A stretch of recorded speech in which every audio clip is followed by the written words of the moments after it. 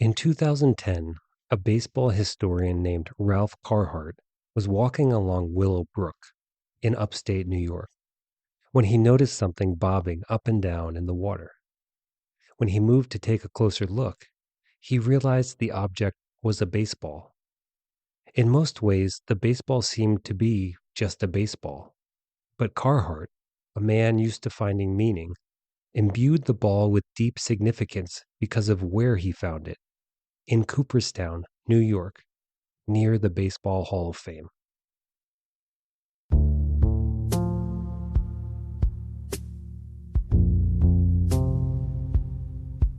When Ralph Carhart fished the ball from the woodland stream, he felt the hand of something divine, and he understood that an equally monumental act was needed to match the moment. According to Professor Joe Price, director of the Baseball Reliquary, quote, "What better way to immortalize the ball found in the creek in Cooperstown than to have every living Hall of Famer have his photograph taken with the ball?" End quote. I don't know if Ralph Carhart heard a voice or had a feeling, but something drove him to track down every living member of the Hall of Fame and snap a photograph of himself, the ball, and the Hall of Famer. And the dead were not exempt from Carhart's mission, as he also endeavored to track down every grave and final resting place of deceased Hall of Fame members and obtain photos with them as well. At the time, in 2010, this added up to 300 people scattered across not only the United States, but outside the country as well. But after 8 years, Carhart achieved his goal, and he wrote a book about his experiences titled The Hall Ball: One Fan's Journey to Unite Cooperstown Immortals with a Single Baseball. I'd definitely love to talk with Carhart for a future episode, but this episode is not about Carhart's journey. It's about what happened to the ball. Even with its storied journey, the ball itself could not be proven to have originally been involved in anything profound. So it did not end up in Cooperstown, in the Baseball Hall of Fame. Instead, Carhart donated the ball to a different kind of museum, run by this man. Can you just introduce yourself and your role? Sure. I'm Joe Price. I'm the director of the Baseball Reliquary and the Institute for Baseball Studies at Whittier College. Okay. And what was your path before colliding with the reliquary? I was a professor of religious studies and an avid baseball fan. I had written a couple of books and had come to Terry's attention in part because of a national anthem tour that I did in 2011 when I sang the national anthem at 100 minor league ballparks in one season. When Joe Price and the reliquary learned of Ralph Carhart's accomplishment, they awarded him the Hilda Award, which honors a standout baseball fan each year. And in response, Carhart donated the Hall Ball, which now resides in the reliquary collection. But what exactly is the Baseball Reliquary?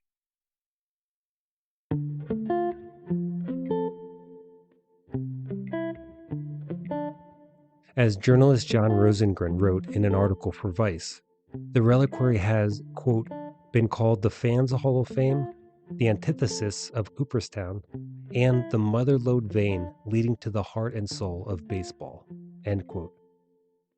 In existence since 1996, the Baseball Reliquary is hard to pigeonhole. It's easy to dismiss and highly entertaining. But many of the people who know of the reliquary discuss it in the context of a deep, unapologetic love for the game. And hopefully by the end of this episode, you'll understand why I decided to become a member. Tonight, the story of one of the most underrated museums and ideas in the United States, and why we should be paying more attention.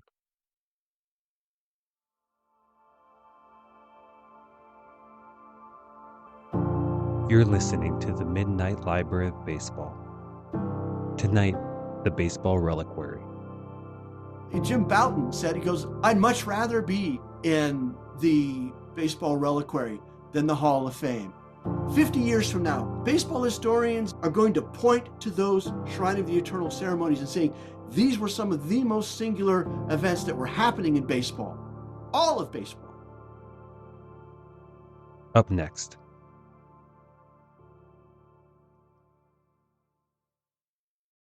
A jockstrap from Eddie Goodell, the 3-foot, 7-inch man who made one plate appearance for the St. Louis Browns in 1951.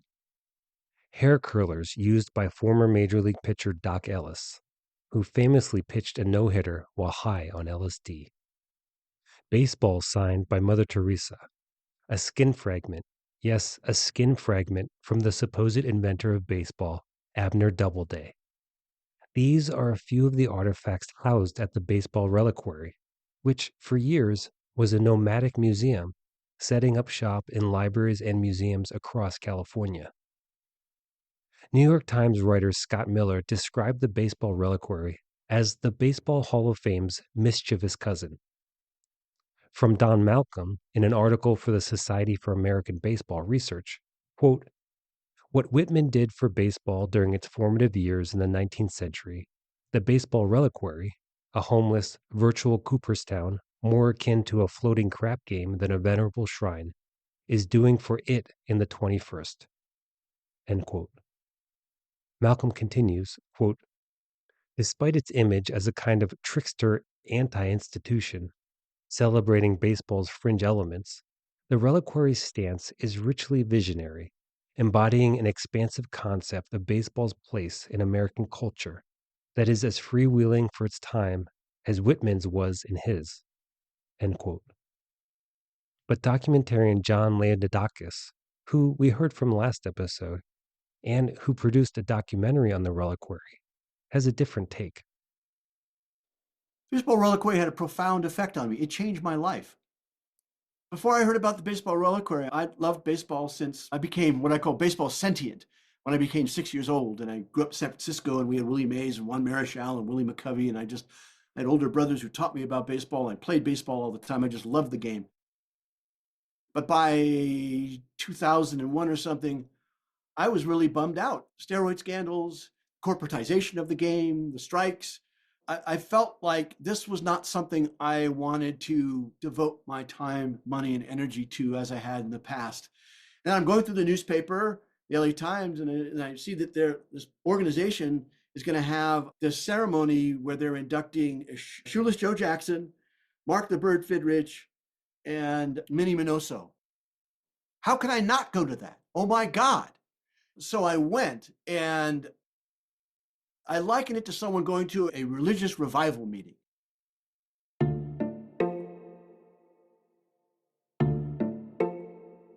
Leonidakis has made 30 documentaries in his career, but his documentary about the reliquary, titled Not Exactly Cooperstown, remains close to his heart. I felt I had found my tribe. These are people who had the same sensibilities about baseball.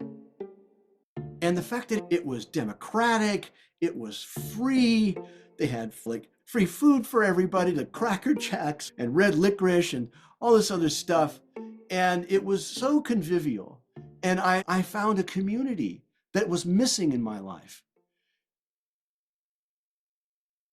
So the Baseball Reliquary, did that develop, as you said, because of the Hall of Fame and not including more human stories? That there was a need for this? Yeah, so the Baseball Reliquary was founded by Terry Cannon in 1996. And Terry wanted to create a fusion of some of the things he loved the most, which was art and writing and literature and baseball. And basically, they started that out as an art project. And it evolved from a regional grassroots nonprofit organization that was created by baseball fans for the delight of baseball fans. For most of its life, the Baseball Reliquary was a baseball museum without a home base, showing exhibits in libraries around California. As for the artifacts themselves, Let's just say the authentication process is not as stringent as in Cooperstown. And Tim Wiles, a friend of the show, who was head librarian for the Baseball Hall of Fame for many years, knows about stringent authentication processes. The Hall of Fame does a lot of behind the scenes work to make sure that the artifacts received are real, and constantly finds things that are proposed for donation that don't kind of meet the sniff test. Like one of the simplest ways that staffers can prove that something isn't what it says it is, because a date is associated with the object, but let's say it's a bat, and there are certain trademarks on certain bat companies, like Louisville Slugger has this slogan, "Powerized," right? So they started using this word "powerized" at some point in their history, and if the word is on a bat that is purported to be from before the time that they did that, you can easily rule it out that it's not what it purports to be. Or let's say it was a major league player's uniform, and you can sometimes fairly easily say, well, they didn't start using that particular uniform until 1972, and this is, you're saying this happened in 1970. It's kind of a bummer in some ways. Like you want to acquire certain artifacts that tell the story of the game in a great way.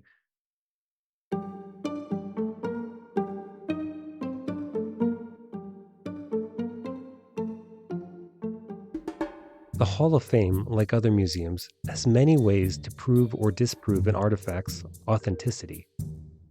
Do the documents associated with the artifact match up? Do the materials, be it wood, fabric, ink, leather, align with other already verified materials of the time? Do the manufacturing methods match up, as they would know how a glove or bat was made in 1890 versus 1952? And while it must be fulfilling at some level to weed out the fakes, it also must be disheartening. As Tim Wiles said, it's a letdown because for the Baseball Hall of Fame, if you don't have the artifact, you can't tell the story you want to tell. But this restriction at Cooperstown is also what makes the Baseball Reliquary so special. And Tim Wiles has a good story that goes to the heart of the reliquary's value. If you think of Willie Mays' catch in the 54 World Series, sometime after the game, after the series, he gave his glove to the son of a teammate. And that kid used that glove in Little League for like 2 seasons. And then, I don't know if the Hall of Fame came calling for the glove or what, but somehow like Willie had to locate that 1954 World Series glove. So he asked this kid for the glove back, and now the glove's in the Baseball Hall of Fame. And to me, it's a wonderful thing that the glove didn't just, land in the Hall of Fame under glass and never get used again, which does happen. I remember when Sosa was being followed, McGwire and Sosa were both being followed by people who worked for the Hall of Fame right at the end of the home run chase. And when Sosa hit his 62nd, which I believe he did, 45 minutes before McGwire, the jersey and a bat came back that night on a flight with a person from the Hall of Fame. And I was at the Hall of Fame when they arrived, and the jersey was still wet with sweat, and as far as I know, the Hall of Fame does not put them in a washing machine, let them air dry, and then that's the artifact, so. If Cooperstown had had its way, they would have grabbed Willie Mays' glove right after the game, and the story would have died there. For the Baseball Reliquary, it's less about authentication and making sure the artifact is in pristine condition, and it's more about the story.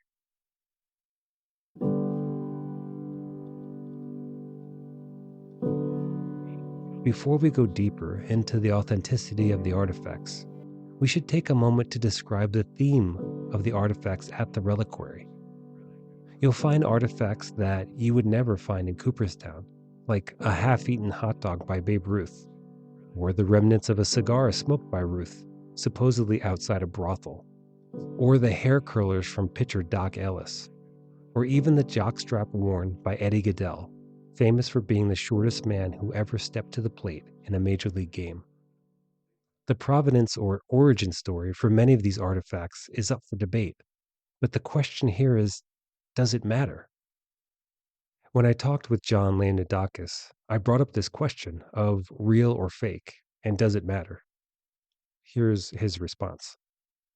The reliquary's perspective on artifacts and things of that nature is the artifact itself is not what's important. It's the story behind the artifact. Because otherwise, you've got Brooks Robinson's jersey behind the case. Well, what does that mean? Okay, it's a symbol of the man. That's great. He was a great player. The reliquary created these wonderments, right? That tell stories. Take the Walter O'Malley tortilla. You've probably heard of the Virgin Mary appearing on someone's slice of bread or omelet. Well, same idea here, except one day on a tortilla, there appeared an incredible likeness to former Dodgers owner Walter O'Malley. And if you go to the reliquary's website, you can see this tortilla. And like all reliquary exhibits, the O'Malley tortilla is more than meets the eye. The Walter O'Malley tortilla was fun and whimsical in its own way, but it ties to a very emotionally charged story of how a Latino community was bulldozed out of existence to make way for Dodger Stadium. It's a very complex story. The Dodgers were not necessarily to blame. It was one that had its roots in local government. It was tied to the Red Scare of the 1950s, and a bunch of people got shoved out of the way to make way for this big new business opportunity in Los Angeles.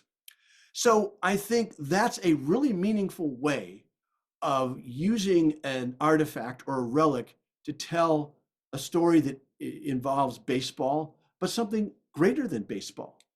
And so there are people who are poo-pooing, we can't really, this is not a legitimate organization because they're foisting these whimsical and bizarre objects and relics on an unsuspecting audience. And I think that's nonsense. They've got a fragment of skin from the inner left thigh of Abner Doubleday. And that, of course, speaks to the canard that Abner Doubleday invented baseball in Cooperstown. That's a great way of telling that story.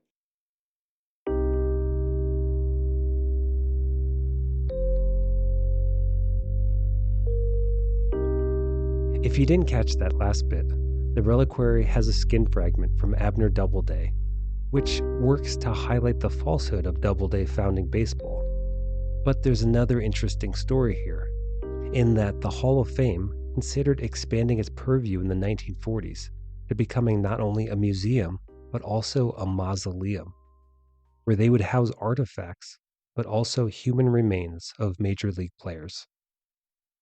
Or take the reliquary exhibit of the baseballs signed by Mother Teresa. These baseballs are, in fact, part of an FBI sting on a memorabilia counterfeiting ring, and it points to the larger question of the validity of memorabilia. A 2000 New York Post article cited federal prosecutor Ronald Halpern stating, quote, "At least half and as much as 90% of the sports memorabilia business is counterfeit," end quote. So the reliquary, in addition to having fun, works to point out these deep stories in baseball. And this is very Inception-like. If you know the film Inception, it's very meta, very story within the story. Because the reliquary is pointing out this problem and raising the issue, is it important if a relic is fake? It is important if you're a fan who's paying thousands or millions of dollars for the artifact. Then again, if you have the money to spend, does it matter? And for the sake of the reliquary, where they're basically winking while displaying their quote unquote authentic pieces, why does it matter? What is important? Take the Ty Cobb Humanitarian Award, which is housed in the reliquary collection. We do know that in 1950, Ty Cobb donated $100,000, equivalent to $1.3 million today, to help build a hospital in Georgia. And he did receive a ceremonial key, but did he receive a plaque or trophy? Unclear. If we ignore this question, we can look at the story. Because if you know anything about Ty Cobb's personality and reported demeanor, you'll see the questions this award would raise. Ty Cobb was considered a brute, jumping into the stands to fight a disabled man, but also someone who donated large sums of money to important causes. It causes you to think and wonder, was Cobb more complex than he first appears? Or was he still baseball's greatest jackass? I love this idea of having relics, having three-dimensional objects you can see, but not worrying so much about the authenticity. Because how many opportunities to tell a great story are lost because you don't have or can't find the original artifact? From Reliquary director Joe Price. Does it tell a good story?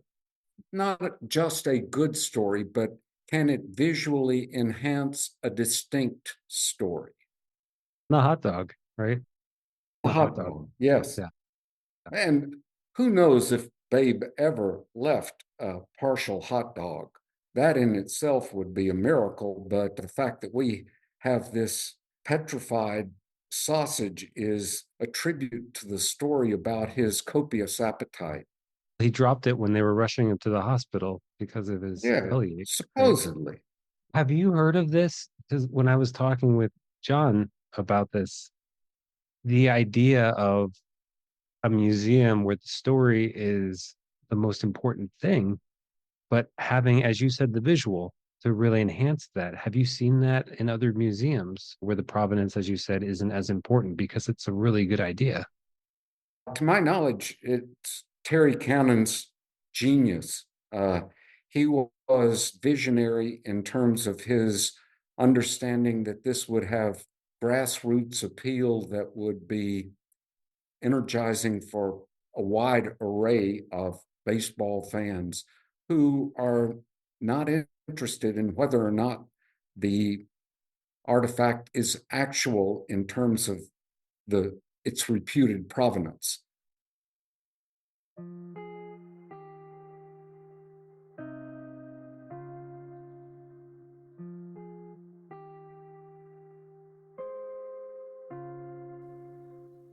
If you'd like to support Midnight Library of Baseball and help it reach more listeners, please donate at midnightlibraryofbaseball.com. You can also leave a review at iTunes or wherever you listen. Thank you. Now, back to the show.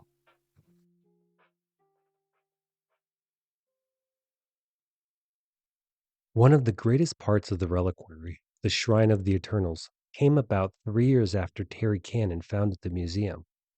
And when Cannon died in 2020 from cancer, Joe Price took over. The Shrine of the Eternals was created to replicate the Hall of Fame, with yearly voting and induction ceremonies. But the original intention was to poke fun or satirize the strict, sacred nature of the Hall of Fame. But during that first induction ceremony, something happened to completely alter the trajectory of the Shrine of Eternals. Here's John Leonidakis. Initially, for the very first Shrine of the Eternals induction ceremony in 1999, they thought about treating it as almost a satire on the stuffy award ceremony shows. But when they saw the impact it had on Curt Flood's wife, Judy Pace, and particularly Doc Ellis, who broke down talking about receiving the award, and Terry had prefaced his remarks about Doc before Doc came up with a letter that Jackie Robinson had written to Doc Ellis that was incredibly powerful. So when they experienced Doc's emotional moment on stage, they said, wow, this is way more powerful than we thought it was going to be. And they completely changed direction on it from being something that was going to be satirical and something that was much more honest and straightforward and a true celebration and appreciation of these individuals. Jim Bouton said, he goes, I'd much rather be in the Baseball Reliquary than the Hall of Fame. And there are other people that were, Minnie Minoso broke down in tears on stage accepting his award.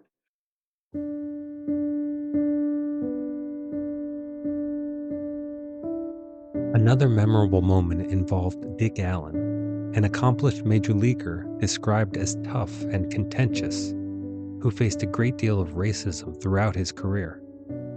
In 2004, Allen was voted into the Shrine of the Eternals.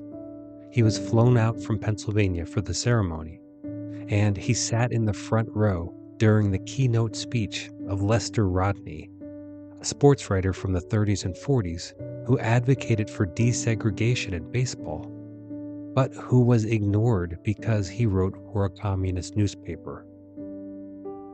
Dick Allen sat in the front row just soaking it in. And when he got up, he said, "I am so incredibly honored to be here with Lester Rodney." And he did something no one has ever done before or since that day. He said, "I'd like everybody in this auditorium to stand and hold hands with the person next to you, because we're all in this together." Now you're not talking about baseball. You're talking about something much greater and something much more important. Baseball was the vehicle to take us to that moment in time.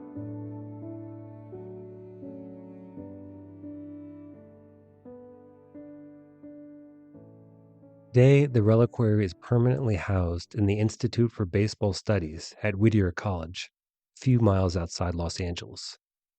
It's still a fairly small operation, and yet many of the living inductees have attended. It's become a bigger deal and more credible. Here are some of the names honored since 1999.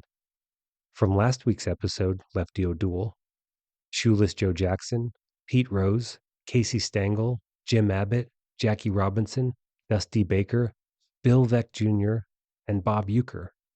And a name you're familiar with if you know college baseball or have listened to Season 2 of the Midnight Library of Baseball, USC coach Rod Dedeaux. Voters have inducted women such as professional ball player Isla Borders and minor league players like Steve Bilko. And outside the shrine, the reliquary celebrates and honors so many people who in some way contributed to the game, like Lester Rodney. This year, Joe Price has received some interesting candidate suggestions from people working in the highest levels of baseball. Here's Price. David Milani, the inventor of wiffle ball. What better tribute to be recognized by the reliquary than the inventor of wiffle ball? Or Robert Murphy, who initiated the players per diem for professional baseball. Or Lena Blackburn, who is the supplier for the mud that is rubbed for Major League Baseball games. The umpires rub with the Delaware River bottom mud, and it's got certain characteristics, and Lena is the supplier of the rubbing mud. Like they used to rub the ball, like to... Yeah. Ah. To take the gloss off. Oh, that's great. Fantastic. Like these parts of the game that you never think about. You're bringing that to the attention of people. Or Abbott and Costello. Yeah. Who's on first? Who's on first?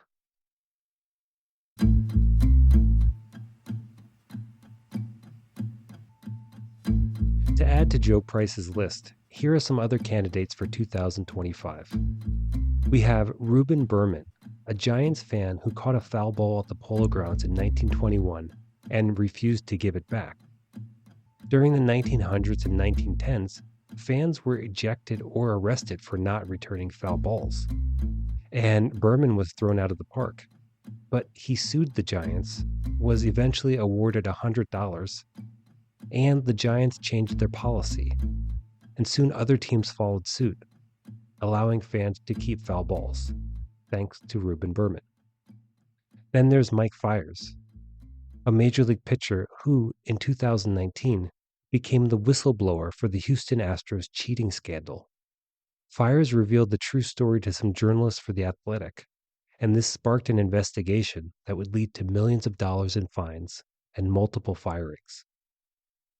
There are also multiple women on the list, including Mamie Johnson, the only woman to pitch in the Negro Leagues.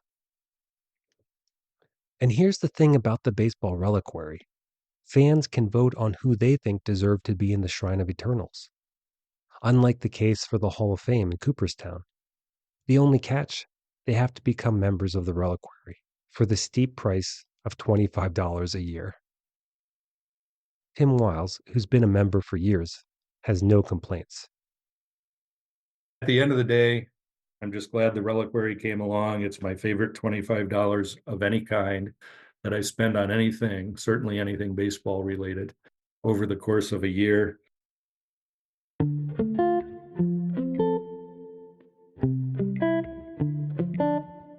I really wished I could get this episode out before March 1st because that's when you need to become a member so you can receive the yearly Shrine of Eternals ballot.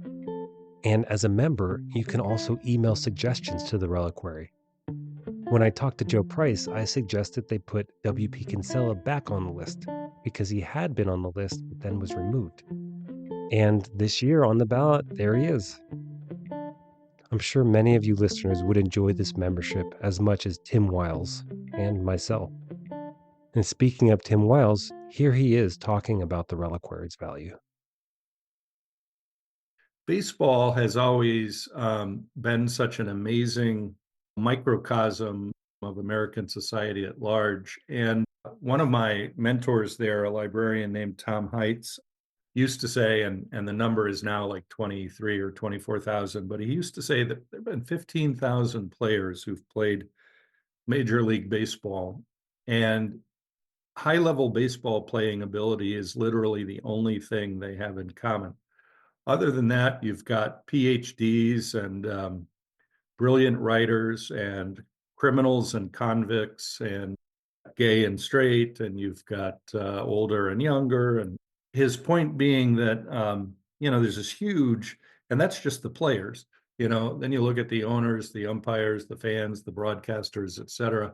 And there's this huge diversity. And the Reliquary fills a need where we celebrate people's impact on baseball culture. And again, here's documentarian John Landadakis. How do you define the Baseball Reliquary? That's one of the great things about it is you can't really define it because it's so many different things. Ron Shelton said, this is the heart and soul of baseball, and in many ways, the heart and soul of America. It's that part of baseball in our culture that can't be quantified in some other way. The Reliquary is quicksilver. If you broke open a thermometer and the quicksilver is going everywhere, that's the Reliquary. It's doing a lot of different things. It's a placeless, anti-establishment church of the mind that's caught in between the tension of America's cultural myths and reality. And they did it in the execution of it was just incredible. Baseball historians and baseball fans, learned individuals, 50 years from now are going to point to those Shrine of the Eternal ceremonies and saying, these were some of the most singular events that were happening in baseball, all of baseball.